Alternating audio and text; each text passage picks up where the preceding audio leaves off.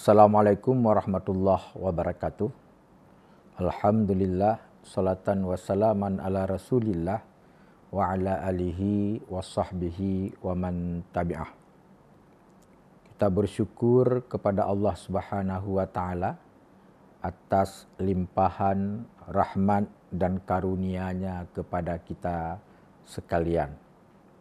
Kita tidak terasa bahawa sekarang ini kita berada di bulan suci, bulan yang di mana bulan yang terbaik dari 12 bulan. Umat Islam di bulan yang terbaik ini, Allah perintahkan untuk melaksanakan ibadah puasa. Ibadah puasa, ibadah yang sangat istimewa, yang Allah wajibkan kepada umat Islam untuk melaksanakannya dengan ketentuan-ketentuan yang sudah diuraikan di dalam fikih puasa kita. Tetapi untuk mendapatkan nilai yang lebih sempurna, bukan hanya sekedar melaksanakan ibadah puasa, iaitu menahan lapar dan dahaga, tetapi kita juga perlu memperhatikan adab dan etika di dalam melaksanakan ibadah puasa sebagai bentuk untuk kesempurnaan ibadah itu sendiri dan bisa menambah nilai pahala yang kita peroleh daripada Allah Subhanahu wa taala. Tentu di dalam kesempatan ini tidak mungkin kita membahas seluruh keadaban-keadaban dan etika-etika dalam melaksanakan ibadah puasa. Tapi bisa saja kita sebutkan beberapa saja sebagai bentuk pengingat bagi kita agar jangan pernah kita melalaikan adab dan etika di dalam berpuasa. Salah satu adab dan etika di dalam berpuasa yaitu bagaimana Rasulullah memerintahkan kepada kita, yaitu agar kita berbuka puasa tepat pada waktu. Melaksanakan berbuka puasa tepat pada waktu yang diikuti oleh doa sesudah kita berbuka, dan yang kita awalin doa, kita awalin dengan bismillahirrahmanirrahim. Sesudah itu kita ikutin dengan doa makan, Allahumma barik lana fima razaqtana wa qina azabannar. Kita cicipin makanan sedikit, terutama sekali adalah sebagaimana sunnah Rasulullah berbuka dengan kurma dan juga sedikit dengan air zam-zam. Sesudah itu juga kita bermunajah kepada Allah dengan doa berbuka puasa. Allahumma lakas sumtu wa bika amantu wa ala rizqika aftartu birahmatika ya arhamar rahimin.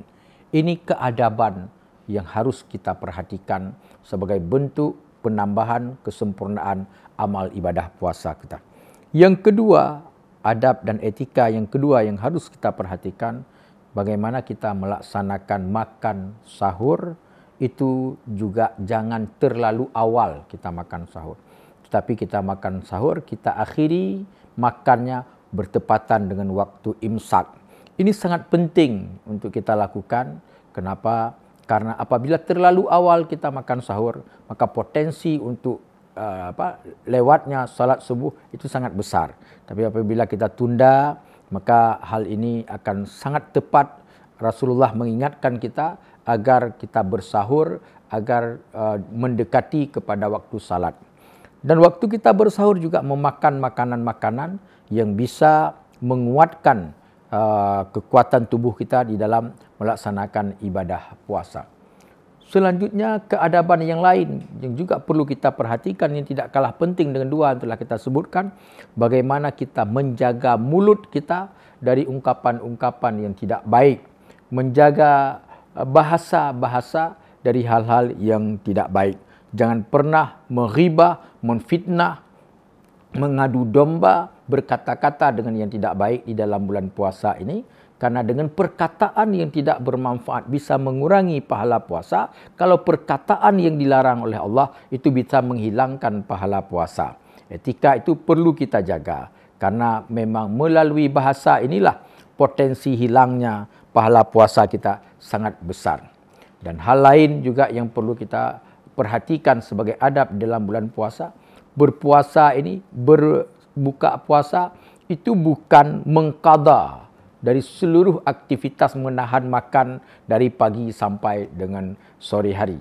Tapi berbuka puasalah dengan yang nyaman, yang tentram, jangan berlebihan, jangan memakan sesuatu yang terlalu pedas, jangan memakan sesuatu yang terlalu dingin, yang terlalu panas. Tapi usahakan berbuka itu adalah ala kadarnya, jangan sampai terlalu kenyang. Kerana terlalu kenyang itu bisa berpotensi kita tidak sanggup melaksanakan ibadah-ibadah qiyamul lail.